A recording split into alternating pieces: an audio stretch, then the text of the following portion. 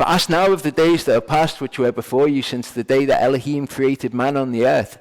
And ask from one end of the heavens to the other end of the heavens, whether there has been a word as great as this, or has been heard like it.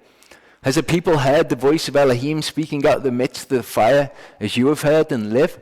Or has Elohim tried to go and take for himself a nation from the midst of a nation by trials and by signs and by wonders, and by battle and by a strong hand and an outstretched arm, and by great fearsome deeds according to all that Yehova your Elohim did for you in Mitzrayim before your eyes?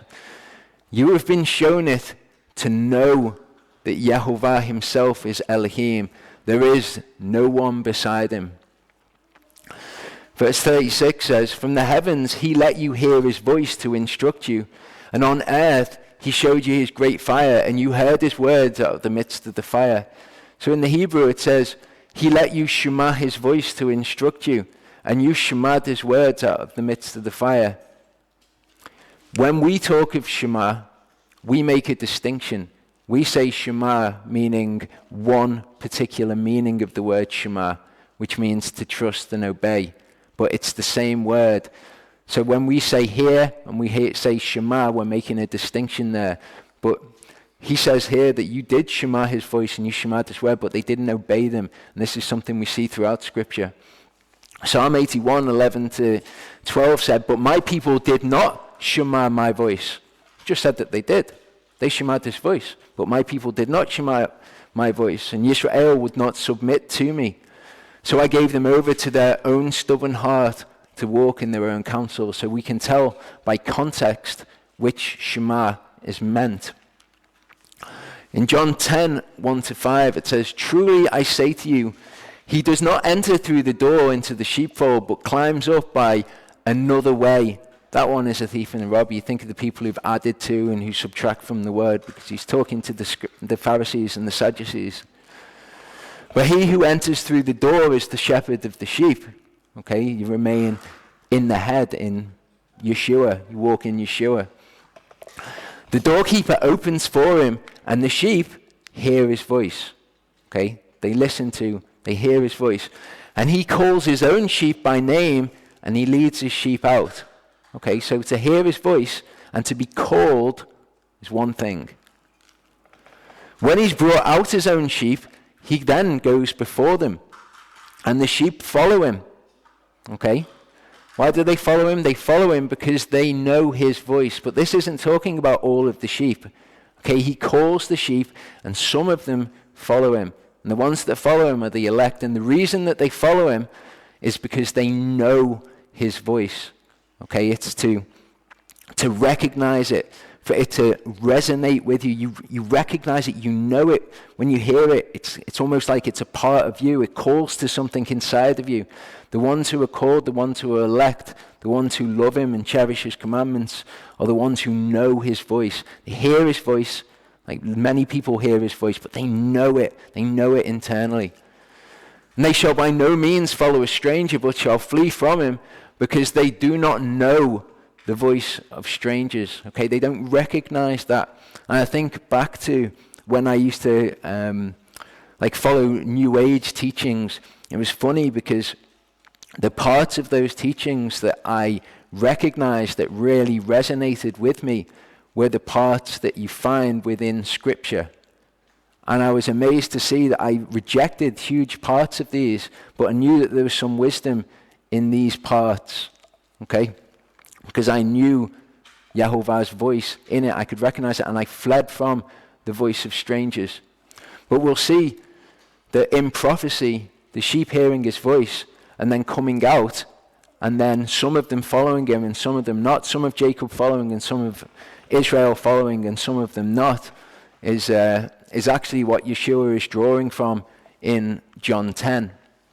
In John 8:47, he says, he who is of Elohim hears the words of Elohim. Therefore you do not hear, because you are not of Elohim. Okay, but lots of people hear the voice of Elohim. That's obviously not what he's talking about. Some people hearing, they do not hear. This is the hearing that he's talking about here. And as I say, I'll make the differentiation by saying Shema. Hearing, they do not Shema. He who is of Elohim Shemas the words of Elohim. Therefore you do not Shema, because you are not of Elohim. In Matthew 13, 10 to 13, it says, "And the disciples came and said to him, 'Why do you speak to them in parables?' And he answering said to them, 'Because it has been given to you to know the secrets of the kingdom of heaven, but to them it has not been given.'" Okay, to know. We've got this word know used as well. It's not just to, "Oh, I know the secrets of the kingdom of heaven." To them it's not been given. So when they hear the voice of Elohim, they do not know the voice of Elohim. So hearing they do not hear. "For whoever possesses, to him more shall be given, and he shall have overflowingly. But whoever does not possess, even what he possesses shall be taken away from him." And this is a phrase that Yeshua uses several times, and we're going to look at it. We're going to look at the parables that he uses it in so that we can come to an understanding of these things. So to them it has been given to know the voice of Elohim. Again, not just arbitrarily, by their free will, by who they are. "For whoever possesses, to him more shall be given." Okay? "To him who does not possess, to whom it has not been given to know the secrets, even what he possesses shall be taken away from him." And it's amazing, you see people who walk in the truth for a period of time, but it's not been given to them to know the voice of Elohim. You'll see a difference in people when some people just get it, don't they? They just get it straight away. It's because when you say it to them, they know the voice of Elohim. They recognize it. It resonates with them. Some people, it's almost like it's a struggle all the way to get them to recognize things in the Word. And it's because they do not know the voice of Elohim. They hear it and they can kind of mechanically follow it, but these people do not endure. "Because of this I speak to them in parables, because seeing they do not see, and hearing they do not hear, nor do they understand." Okay, so shemaing, they do not shema, nor do they understand. They hear the words, and you can make something of it when you hear it, but these people do not endure. Matthew 25, 13 to 30 says, "Watch therefore, because you do not know the day nor the hour in which the Son of Adam is coming. For it is like a man going from home who called his own servants and delivered his possessions to them." Okay, so he who, to him whom it has been given, to him who possesses, he shall be given more. But he who, to him who it has not been given, even what he possesses shall be taken from him. Okay, so he delivered his possessions to them. You can think of this almost like the word of Elohim. Okay, I'm not going to try and plug things into this and tell you what these things mean, but if you read all the parables together, you get an idea of the sort of thing it's talking about, wisdom or the word of Elohim. "And to one he gave 5 talents, and to another 2, and to another 1, to each according to his own ability, and then went from home." Okay, so to each one of these he's given according to his own ability. "He who had received 5 talents went and worked with them and made another 5 talents. So this one goes and he bears fruit with what he's been given. In the same way, he with the 2 also, he gained 2 more. Okay, according to his own ability. He was given the word of Elohim or the light or whatever way you want to look at this. But he who had received the 1 went away and dug in the ground, and he hid the silver of his master. Okay, so we've been given this precious thing. The people who went and bore fruit are different to the other person because he went away and he hid it. After a long time, the master of those servants came and settled accounts with them. And he who had received 5 talents came and brought the other 5 talents, saying, "Master, you delivered to me 5 talents. See, I have gained 5 more talents beside them." And his master said to him, "Well done, good and trustworthy servant. You were trustworthy over a little. I set you over much. Enter into the joy of your master." Then he said to the one who had received 2 talents, he came and said to him, "Master, you delivered 2 talents to me. See, I have gained 2 more talents besides them." His master said to him, "Well done, good and trustworthy servant. You were trustworthy over a little. I shall set you over much. Enter into the joy of your master." The one who had received 1 talent also came and said, "Master, I knew you to be a hard man, reaping where you have not sown." Okay, it should remind us of another parable which we'll look at in a second. "Gathering where you have not scattered seed. And being afraid, I went and hid your talent in the ground, see you have what is yours. And his master answering said to him, you wicked and lazy servant, you knew that I reap where I have not sown and gather where I have not scattered seed. Then you should have put my silver with the bankers, and at my coming I would have received it back, received my own back with interest. Therefore, take away the talent from him and give it to him who possesses 10 talents. For to everyone who possesses, more shall be given, to those to whom it has been given to know the secrets of the kingdom of heaven. And he shall have overflowingly, but from him who does not possess, even what he possesses shall be taken away. So people to whom it has not been given to know these things, to people who do not know the voice of Elohim, okay, even what they can come to possess, like they can walk in the truth, as I say, mechanically, not out of love for him, not out of an appreciation for who he is, because they know his voice, but they can come and they can seem to possess something for a while, but that is taken from them. And how many times have we seen that? You see people who were walking in the truth, and then you see them later, and it's just like, what happened? It's just this, it's taken away from them. Throw the worthless servant out into outer darkness. There shall be weeping and gnashing of teeth. Luke 8:10-18, we'll look at this parable, the parable of the sower. It says, and he said, to you it has been given to know the secrets of the kingdom of Elohim, but to the rest in parables, that seeing they do not see, and hearing they do not understand. And this is the parable. The seed is the word of Elohim. Okay? Those by the wayside are the ones who hear.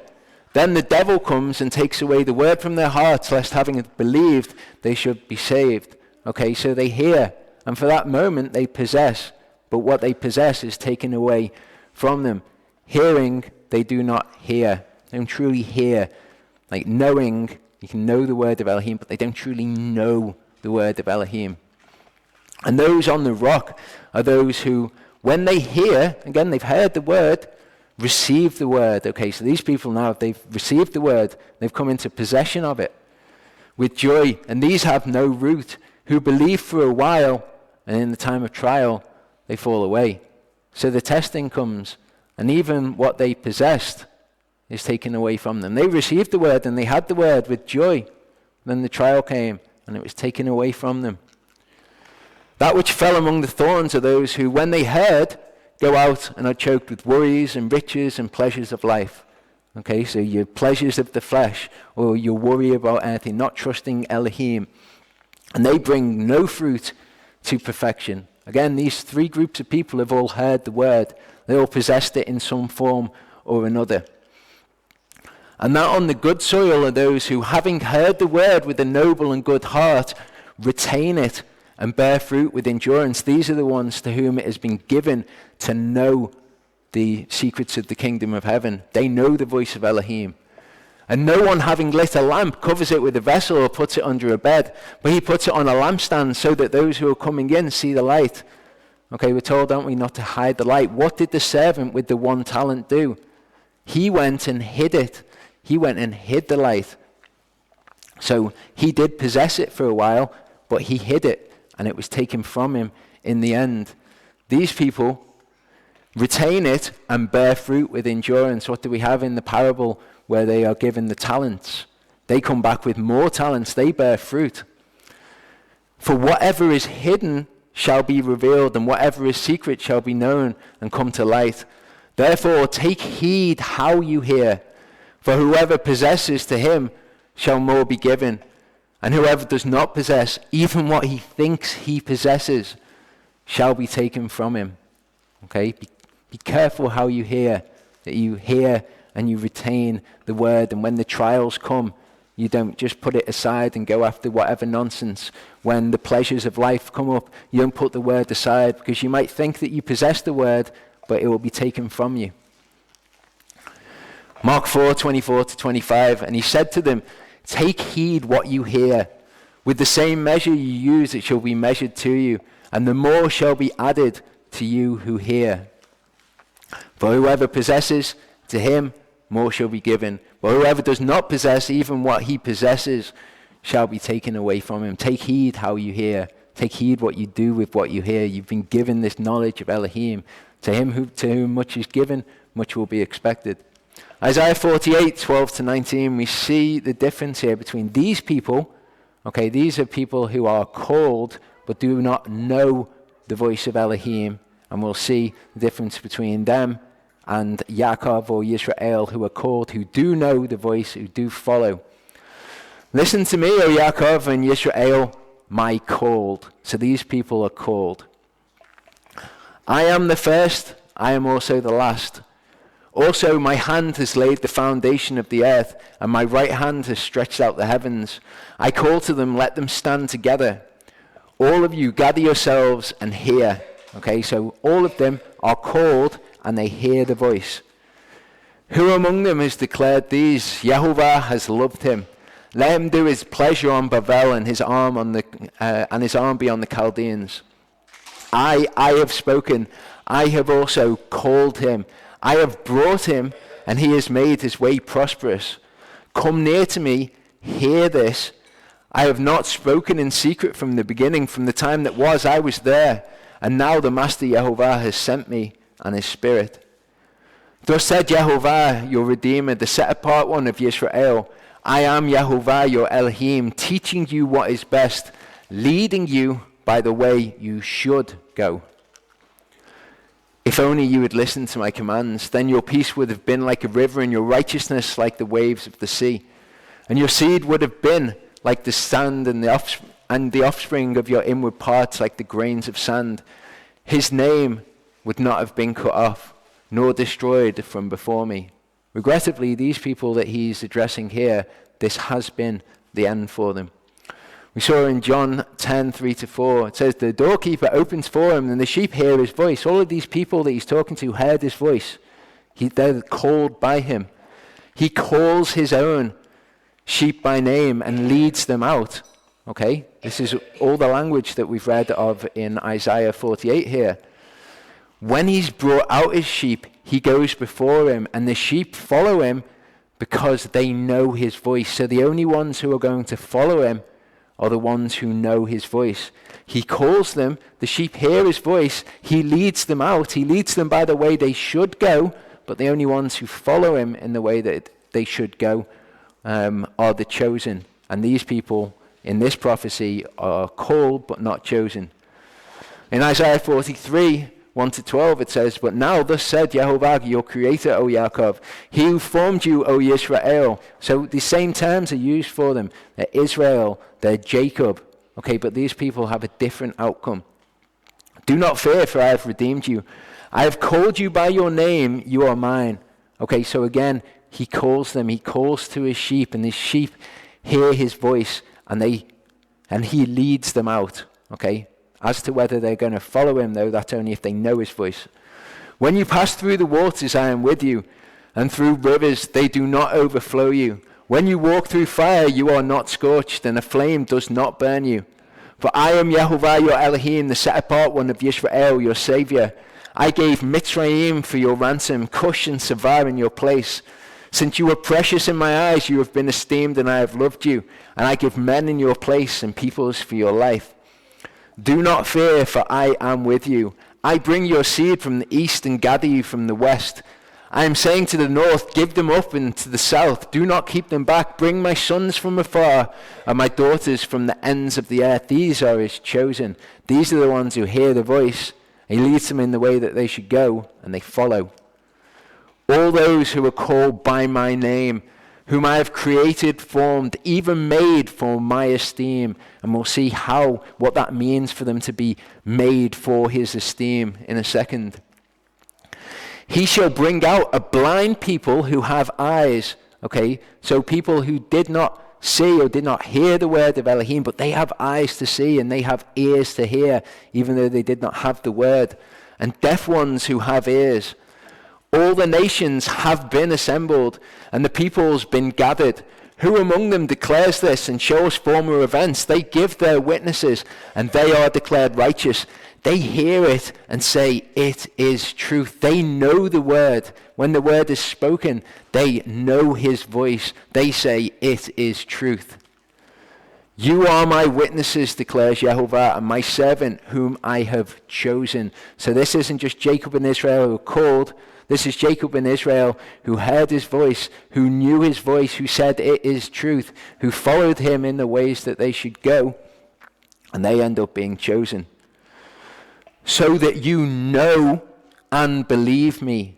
Okay, they know his voice. They believe the word of Elohim. They know his voice. And understand that I am he. Those who hear his word and know his word and follow it, they Shema, they cherish his commands, are those who know him, those who believe him, and those who understand that he is Elohim and there is no other. The other people that you speak to, they just don't get it. They just don't actually have in their minds, in their conscious thoughts, that he is Elohim. They believe his words. They know them when they hear them. They're somewhere else. Before me there was no El form, nor after me there is none. I am Yehova, and beside me there is no Savior.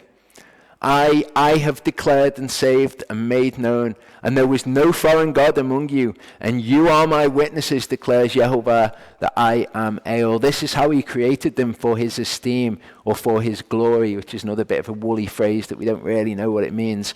For his esteem. Okay, so that they are his witnesses. Why does he need witnesses? Okay. Yeshua said, if I bear witness of myself, my witness is not true. Okay, because it wouldn't be in accordance with Torah, would it? Elohim, when he speaks, it is true, but it's not in accordance with truth that he would speak it and he would be the only one bearing witness of it. So what he does is he says all these things. He says exactly what's going to come to pass. He says, this has happened, this has happened, this has happened. Then when it comes to pass, we are his witnesses that he is Elohim. So he created us to be his witnesses for his glory or for his esteem. You have been shown it to know that Yehovah himself is Elohim, to know that he's Elohim, to know his voice, to bear witness that he is Elohim. Hebrews 3:7-19 says, therefore, as the spirit of set apartness says, today, if you hear his voice, do not harden your hearts as in the rebellion in the day of trial in the wilderness. Okay, what does it say? The chosen have obtained it, but the rest were hardened. They heard his voice, but they did not Shema it. They heard it, but they did not hear it. They knew the words of Elohim, but they didn't know the voice of Elohim. Where your fathers tried me, proved me, and saw my works 40 years. Therefore I was grieved with that generation and said, they always go astray in their heart and have not known my ways. They didn't know it. As I swore in my wrath, if they shall enter into my rest. Look out, brothers, lest there be in any of you a wicked heart of unbelief, apistia, okay, unfaith, if you like, in falling away from the living Elohim. But encourage one another daily, while it is called today, lest any of you be hardened by the deceivableness of sin. Some people, when the test comes, they're going to be hardened by the deceitfulness of sin, and they're going to fail the test. They're going to be hardened. They're not going to be the chosen. The only ones who are chosen are the ones who actually do the commands. Those who are taken away by the cares of life or by the pleasures of this life, okay, they're the ones who are hardened as well. For we have become partakers of Messiah if we hold fast the beginning of our trust in him firm to the end. Okay? If you're doing that, you can say, I have entered into the kingdom and dwelt there forever. While it is said today, if you hear his voice, do not harden your hearts as in the rebellion. For who having heard rebelled? Was it not all who came out of Mitzrayim led by Moshe? And with whom was he grieved 40 years? Was it not with those who sinned, whose corpses fell in the wilderness? And to whom did he swear that they would not enter into his rest? Okay, when he's saying, you have not entered into my rest. To whom did he say that? But to those who did not obey. So we see they were unable to enter in because of unbelief. Hebrews 12:18-25 illustrates why it's more serious for us. For you have not drawn near to a mountain touched and scorched with fire, into blackness and darkness and storm, and a sound of a trumpet and a voice of words, so that those who heard begged that no further word should be spoken to them. They didn't know his voice. For they could not bear what was commanded. And this is the way, isn't it, with people who do not know his voice. They cannot bear what is commanded. If even a beast touches the mountain, it shall be stoned or shot through with an arrow. They don't know his voice. They don't understand when they hear things like this. Just, this is too harsh. Can't do this. Don't understand his holiness. They don't know him. And so fearsome was the sight that Moshe said, I exceedingly fear and tremble. But you have drawn near to Mount Zion, and to the city of the living Elohim, to the heavenly Jerusalem, to myriads of angels, to the entire gathering and assembly of the firstborn having been enrolled in heaven, and to Elohim, the judge of all, and to the spirits of righteous men made perfect, and to Yeshua, the mediator of a new covenant, and the blood of sprinkling, which speaks better than the blood of Havel. Take heed not to refuse the one speaking. Take heed how you hear. For if those did not escape who refused the warning on earth, much less we who turn away from him from heaven.